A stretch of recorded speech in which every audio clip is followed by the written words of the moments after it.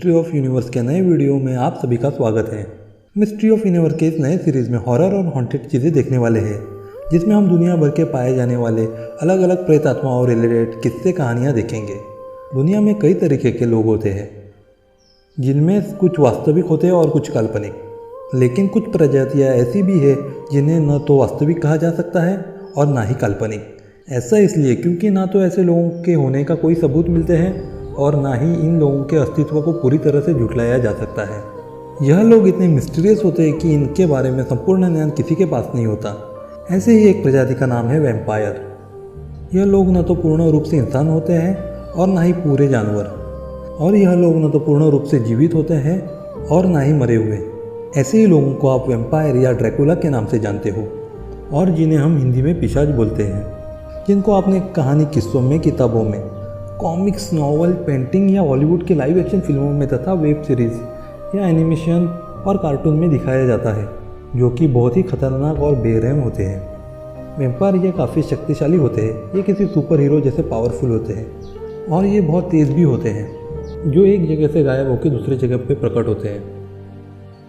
ना ही इनको किसी वेपन से फ़र्क पड़ता है। कितने भी हथियार से हमले किए तो भी ये नहीं मर सकते। ना ही किसी बीमारी से इनकी मौत होती है, जो एक प्रकार से अमर होते हैं। पर इनको अमर रहने के लिए इंसानों की खून की ज़रूरत होती है। ये इंसानों को मार के उनका खून पीते थे अपने नुकीले दांतों से। इसीलिए वैम्पायर अमर और हमेशा जवान रहते थे। वैम्पायर के बारे में ये बताया जाता है कि ये कई हज़ारों साल तक जिंदा रहते हैं। जो वैम्पायर इंसानों का ज़्यादा शिकार करके खून पीता है, वो वैम्पायर की शक्तियाँ और भी ज़्यादा बढ़ जाती थी।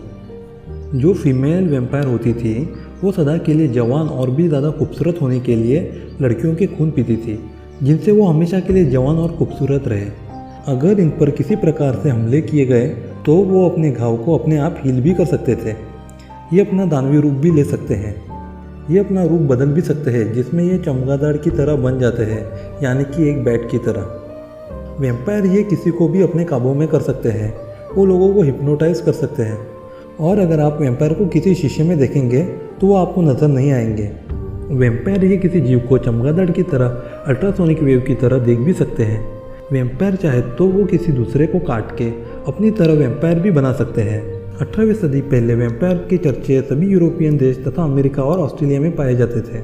18वीं सदी पहले रोमन, ग्रीस और कई जगह वैम्पायर की सच्ची घटनाएं हुई है ऐसे बताया जाता है, जिसमें सिर्फ सबसे फेमस घटना ट्रांसिल्वेनिया की बताई जाती है, जहाँ पे काउंट ड्रैकुला राज करता था। वैम्पायर ये उल्टे लटके रहते थे और दिन में ये अपने ताबूत में रहते थे। वैम्पायर ये रात में ही निकल सकते थे। अगर वैम्पायर ये सूरज की किरणों के संपर्क में आए तो वो जल जाते थे। वैम्पायर के लिए सूरज की रोशनी बहुत बड़ी कमजोरी थी। बताया जाता है कि पुराने लोग वैम्पायर को दूर रखने के लिए गार्लिक का इस्तेमाल करते थे। वैम्पायर को मारने के लिए तथा दूर रखने के लिए वहाँ के लोग पवित्र जल का इस्तेमाल करते थे, जिसको वैम्पायर टच करे तो उनका शरीर जलने लग जाता है। वैम्पायर पास ना आए इसलिए पवित्र चिन्हों का इस्तेमाल करते थे, जिससे वैम्पायर टच नहीं कर सकते, जो इनकी त्वचा जला देता था। वैम्पायर को एक और तरीके से मार सकते थे, जिसमें चांदी से बने हथियार से वैम्पायर पर हमला होने पर वो मारा जाता है। वैम्पायर का सबसे बड़ा दुश्मन है जो वैम्पायर को मार सकता है, वो है वेयरवुल्फ, यानी कि भेड़िया मानव, जिसे हम हमारे नेक्स्ट पार्ट में देखेंगे। पर वैम्पायर सच में अस्तित्व में है या नहीं, पता नहीं कि ये सिर्फ एक काल्पनिक लोक कथाओं का एक सिर्फ भूत प्रेत आत्मा है।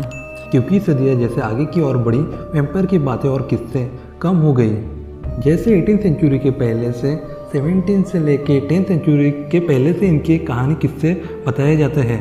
पर एक सचमुच का वैम्पायर आज भी मौजूद है, जो आपको देख रहा होगा, आपके आसपास हो सकता है, जो आपका खून पीने वाला है, जिसने कई करोड़ें जानें ली, जो है मॉस्किटो।